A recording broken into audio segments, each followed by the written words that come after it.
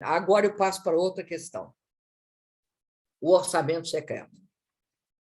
Dentre os vários ataques cometidos por Bolsonaro contra a democracia ao longo de seu mandato, a PEC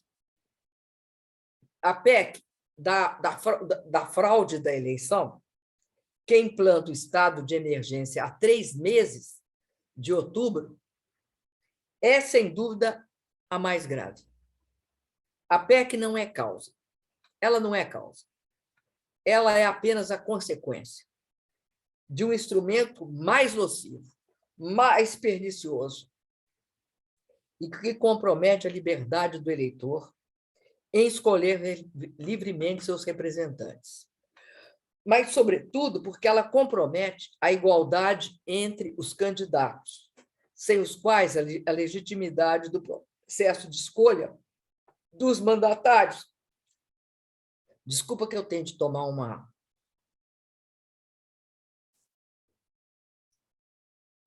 Voltando, então.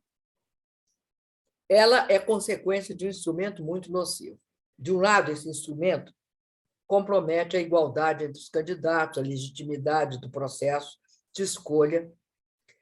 E, de outro lado, o orçamento secreto, em um regime presidencialista, instaura um arremedo estranho, que sequer é parlamentarismo, que é, na verdade, um regime oligárquico fisiológico. Por que oligárquico fisiológico? Porque o objetivo dessa última PEC, que é a burla eleitoral, ela deixa claro a tentativa e a forma como se manipula o voto do povo brasileiro, aproveitando, de um lado, da fome, da miséria e da pobreza produzida pelo governo Bolsonaro, para tentar ganhar o voto popular. É, na verdade, a tentativa de alterar a intenção de voto daqueles setores ou pessoas que precisam e que serão beneficiados por essas medidas. Creio que a primeira questão é que as pessoas beneficiadas e os setores beneficiados com as medidas, com os recursos do auxílio emergencial ou todos os recursos dessa PEC, devem recebê-los, porque merecem recebê-los. Têm todo o direito. E devem votar contra os manipuladores, o Bolsonaro e os que propuseram a PEC. Esses que dominam hoje a manipulação no Congresso Nacional do próprio congressista. Creio que a primeira questão é essa: votar contra os manipuladores, receber e votar contra. A segunda questão é perceber qual é a questão real por trás disso. Por trás dessa PEC está a mais aberta corrupção da democracia brasileira. Dos últimos anos, não tem nada do mesmo tamanho. Uma espécie de parlamentarismo oligárquico fisiológico. É que se formou no Congresso Nacional a oligarquia do Centrão, uma oligarquia neoliberal e neofascista, formada pelo grupo que foi dirigido durante o impeachment por Eduardo Cunha e agora é dirigido por um dos auxiliares do Eduardo Cunha, o Arthur Lira, que busca instaurar este regime fisiológico por meio do orçamento secreto. Consiste, com o aval do governo, porque sem o aval do governo era impossível, assegurar a esta oligarquia que dirige a Câmara e o Senado o poder de distribuir recursos públicos, orçamentários, e, por meio deles, comprar, dirigir e submeter o voto dos parlamentares. Não se dá mais só para a votação de um projeto específico, como foi o caso da aprovação da reeleição no passado, mas Agora, há uma durabilidade permanente, ocorre o ano inteiro.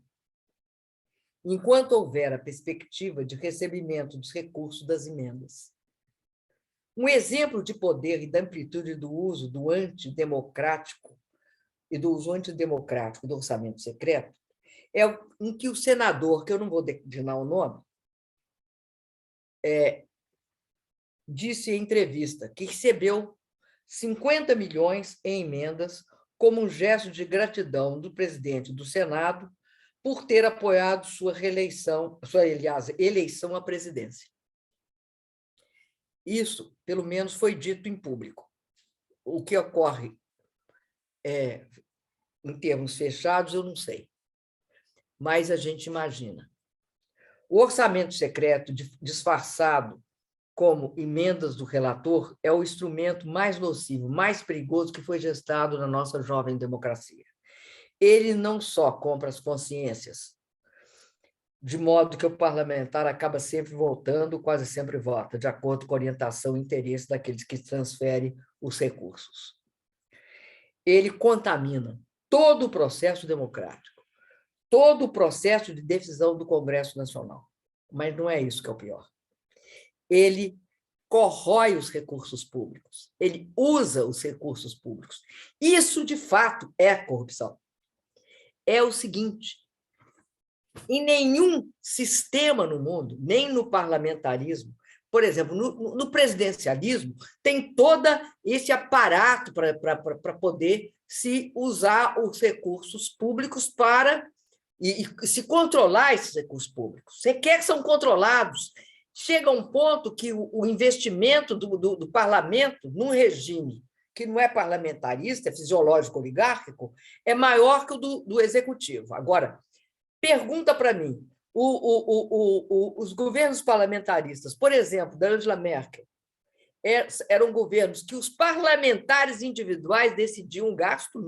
Jamais. É um projeto de governo parlamentar que decide o gasto. Então, o que eu estou dizendo é o seguinte: não só fraciona o gasto público, mas tira do gasto público qualquer orientação. Passa a ser um critério absolutamente distorcido do interesse eleitoral do parlamentar. Isso não é gasto público. Bom, 6. O quadro fiscal imediato. As medidas do governo Bolsonaro, somadas às ações do Congresso bolsonarista do Centrão, podem impactar fortemente o quadro econômico, social e fiscal do país em 2023. Estima-se, preliminarmente, que as medidas fiscais têm um impacto potencial sobre o setor público consolidado em torno de 323 bilhões e meio de reais em 2023, já contabilizado o eventual prolongamento do ciclo de aperto monetário e aumento da Selic, em 1 ponto percentual. Especialmente as medidas relacionadas à crise dos combustíveis valem apenas para 2022. Como não há previsão de queda substantiva do preço do petróleo no primeiro trimestre de 2023, a retirada abrupta das medidas, retomada dos tributos federais sobre os combustíveis, provocaria um aumento de preços e o agravamento da crise social, redução de benefícios sociais. Portanto, é razoável construir o cenário fiscal para 2023 com a continuidade das referidas medidas, isenções tributárias por mais 6 meses, e manutenção dos principais benefícios em todo o ano de 2023. A única medida permanente em relação a combustíveis é o ajuste do ICMS de bens e serviços essenciais. Como a melhora dos resultados fiscais dos estados e municípios é conjuntural, baseada na alta da inflação, a perda de arrecadação do ICMS levada a cabo pelo governo Bolsonaro deve impactar o serviço de saúde e educação daqueles entes, Estado e município. Neste cenário, Estado e município podem demandar recursos da União, já que não são emissores de dívida soberana e dependem de arrecadação prévia para manter a oferta de serviços previsto na Constituição. O governo Bolsonaro defende o teto de gastos, mas promoveu a flexibilização da regra a cada ano, desde 2019.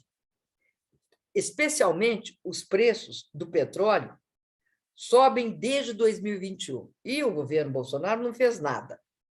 A única coisa que fez foi atribuir aos estados um problema que é dele, que é ele que controla, e ele que autorizou o PPI. Há 3 meses da eleição, ele inventou o estado de emergência para burlar as restrições eleitorais e furar o teto em mais de 40 bilhões. A prorrogação dos principais benefícios sociais por 12 meses em 2023 custaria 73 bilhões e meio, e não há previsão orçamentária para isso. O Copom indicou que a Selic deverá alcançar 13,75% em agosto. Parcela do mercado já crê na Selic de 14,25% no fim do ano. Como a elevada parcela da dívida pública brasileira é uma elevada parcela, é pós-fixada, há forte impacto do aumento da Selic sobre os juros nominais. A cada 1 ponto percentual de aumento na Selic, a dívida bruta sobe 34 bilhões de reais. Os juros podem alcançar 800 bilhões em 2023, piorando o resultado nominal do setor público. O ciclo de aperto monetário tem efeitos defasados sobre a economia e deve se estender a 2023, de modo que o mercado espera um crescimento do PIB de apenas 0,5% no ano que vem, isso antes sequer do Lula ser eleito e assumir o governo. Entre as várias heranças malditas do governo Bolsonaro, vale citar a combinação de elevação dos juros reais e baixo crescimento do PIB em 23, levando à ampliação da dívida pública. Ao mesmo tempo, o governo do presidente Bolsonaro, que nunca cumpriu o teto do gasto, propõe a volta do teto na LDO de 2023, o que implicaria uma contração fiscal que reforçaria o cenário de baixo crescimento da economia. É uma violenta falsidade ideológica. Fake news é pouco. É uma hipocrisia institucionalizada. Os governos Temer e Bolsonaro criaram o pior dos mundos na área fiscal. Ao defender regras excessivamente rígidas, geraram estímulos à sua flexibilização, veja só que contraditório, o que produz incertezas e impacta o mercado de títulos públicos. A flexibilização fiscal insuficiente, improvisada e de cunho eleitoral de Bolsonaro, mantendo inclusive as despesas de baixíssima qualidade, como a da chamada RP9 ou do relator, e pedalando despesas obrigatórias como os precatórios, afeta fortemente a percepção de riscos fiscais para 2023. Justamente no momento em que, dada a crise econômica e social, será fundamental, principalmente a fome, a volta da fome, a miséria, a necessidade de políticas sociais que, de fato, assegurem um nível mínimo de vida à população brasileira e não a condene à fome e à miséria.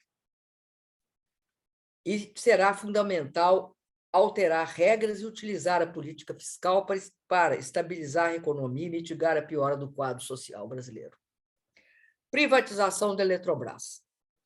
A perda de controle público sobre uma das mais importantes variáveis para o desenvolvimento sustentável de um país, a energia elétrica proveniente das grandes hidrelétricas, porque 60% da energia proveniente dos grandes reservatórios são da Eletrobras, hoje privatizada. E esses grandes reservatórios, que regulam a água no Brasil, que é um dos maiores bens, também são a base para se utilizar as hidrelétricas para garantir uma entrada sustentável e tranquila das energias eólicas e solar, que não são energias firmes e que precisam da hidrelétrica para dar sustentação para elas. E vão deixar, então, a energia solar e a energia eólica haver navios, ou então vão ter de aumentar e muito o preço, porque o investidor privado vai querer o retorno disso. Então, além do preço da eletricidade ser um dos principais componentes do custo industrial e do custo de vida no Brasil, a privatização da Eletrobras deixou livre às forças do mercado o controle da energia e da eletricidade, o que pode produzir escassez de energia por diminuir investimentos. Vamos lembrar dos apagões e do racionamento do período FHC, quando, na prática, não se deixava a Eletrobras investir. Só se investia com critérios de preço extremamente rígidos e característicos do mercado privado. E vai também permitir uma elevação assustadora das tarifas. A outra questão importantíssima é a desregulação do meio ambiente, que abriu o Brasil aos interesses de grupos mineradores internacionais, abriu a Amazônia, que reduziu a presença do Brasil no cenário internacional de principal liderança contra a mudança do clima. Vamos lembrar que no meu governo nós tivemos as 5 menores taxas de desmatamento de todos os tempos, a primeira, a segunda, a terceira, a quarta e a quinta menor taxa de desmatamento. E no governo Bolsonaro nós tivemos as maiores taxas de desmatamento. Isto vai produzir também uma outra questão, que é essa desenfreada utilização da floresta amazônica para atividades exploratórias que nós jamais autorizamos e que foram autorizadas recentemente até pela Casa Civil da Presidência da República e pelo gabinete do general Heleno, que é a exploração minerária na Amazônia. Bom, as sequelas sociais e as fissuras democráticas do golpe de 2016 inviabilizaram as principais lideranças da chamada direita liberal tradicional e aprofundaram a pluralização política no Brasil, somado àquilo que nós já mostramos anteriormente. Aqueles que plantaram e semearam o golpe estão colhendo as consequências de atentar contra a soberania do voto popular. Já nós, que lutamos pela justiça contra o lawfare, assistimos o STF julgar a incompetência do tribunal e a suspeição do juiz, que condenou Lula, assegurando seus direitos políticos plenos e sua inocência. Nós que lutamos e plantamos democracia, diálogo, um projeto sólido de desenvolvimento do país, participação popular e esperança, seguramente vamos em breve colher com Lula uma nova oportunidade de reconstruir o Brasil. O Brasil nunca precisou tanto do PT, nunca precisou tanto da capacidade de diálogo e de construção de consensos e de pacificação do presidente Lula, na sua defesa da democracia e da soberania do voto popular, como agora. Nesse sentido, por ocasião de todos os balanços que o Partido dos Trabalhadores fez, nós temos uma avaliação que deve ser levada em conta dos 5 anos ou 6 anos de golpe, e precisamos dessas avaliações para poder nos dirigir daqui para frente. Eu acredito que uma das questões mais importantes agora é justamente perceber que o que está em jogo hoje é o que estava em jogo quando eu saí. É o respeito às urnas. E, portanto, um combate sistemático à tentativa do senhor Bolsonaro de desrespeitar, mais uma vez, da democracia ao desrespeitar as urnas. Porque uma forma de desrespeito, vamos dizer, solerte às urnas é questionar as urnas eletrônicas. Então, quando eu saí do governo, eu até disse o seguinte: eu denunciei que o que estava em jogo é o respeito às urnas, a vontade soberana do povo brasileiro e a Constituição. Continua estando em questão. O que está em jogo são as conquistas que nós temos de retomar e os avanços que temos de reconstruir, de construir, que são os ganhos das pessoas mais pobres e da classe média, a proteção às crianças, os jovens chegando às universidades e às escolas técnicas, a valorização do salário mínimo, os médicos atendendo a população, a realização do sonho da casa própria.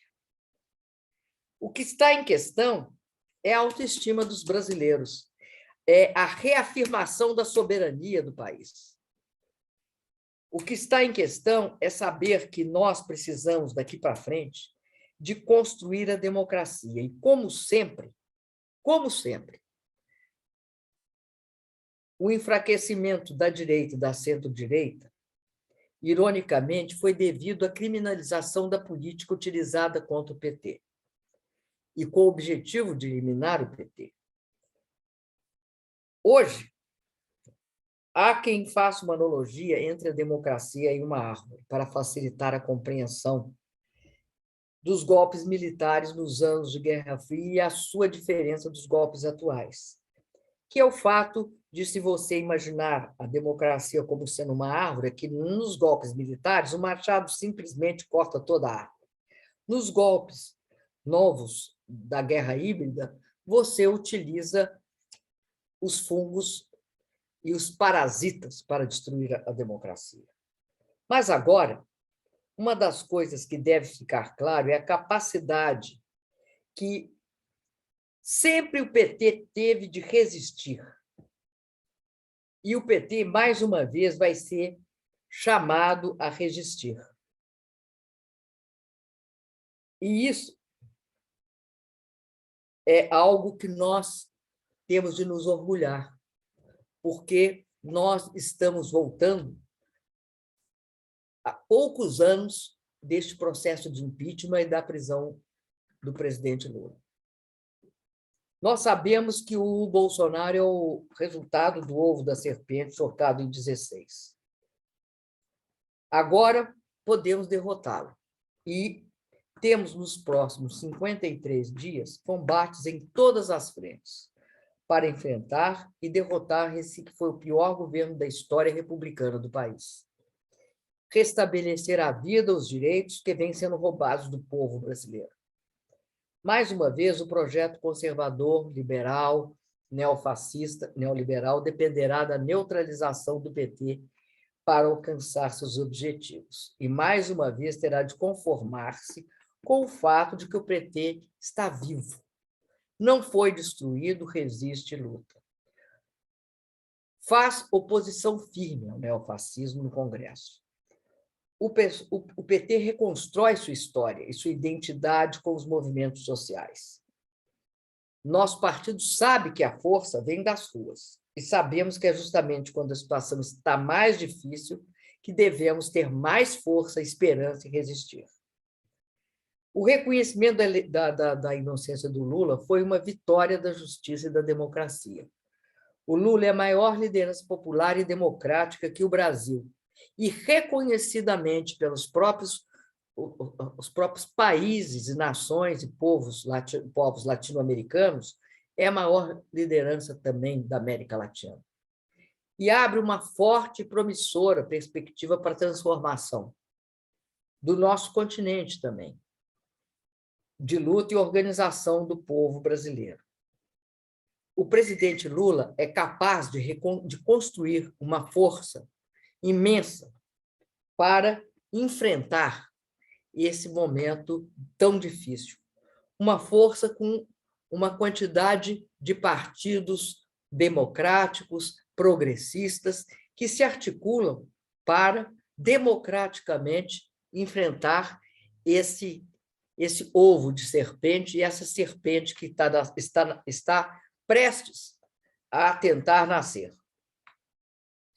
Então, eu vou encerrar dizendo falando uma frase que eu falei quando saí lá no Palácio, no final do processo do impeachment. Eu disse que eu esperava que nós soubéssemos nos unir em defesa de causas comuns a todos os progressistas, independentemente de filiação partidária ou posição política. Que eu propunha que nós lutássemos juntos contra o retrocesso, contra a agenda conservadora, contra a restrição de direitos, pela soberania nacional e pelo restabelecimento pleno da democracia. E a grande liderança popular desse país, a grande liderança que tem essa capacidade de construir consensos e de pacificar o país, que é o presidente Lula, ele justamente está hoje colocando o seu nome e de todos esses setores, que são uma imensa frente partidária, e também eu acho que também dos movimentos sociais e das pessoas de bem, mas aí não é as pessoas de bem bolsonaristas, aquelas que matam, torturam, estupram, mas as pessoas, de fato, que têm compromisso com os valores democráticos e com os valores éticos e morais que devem embasar a civilização. Então, eu acho que nós temos de fazer é lutar nessas eleições para, nesses 50 dias que faltam, nós sermos capazes de eleger o presidente Lula e garantir que o Brasil tenha essa nova oportunidade de se reconstruir. Nós temos essa segunda oportunidade, nós não podemos perder de jeito nenhum isso que a vida e a sociedade brasileira nos deram. Então, a todos nós que estamos nesse processo juntos, eu desejo para nós sucesso, esperança, força e sorte.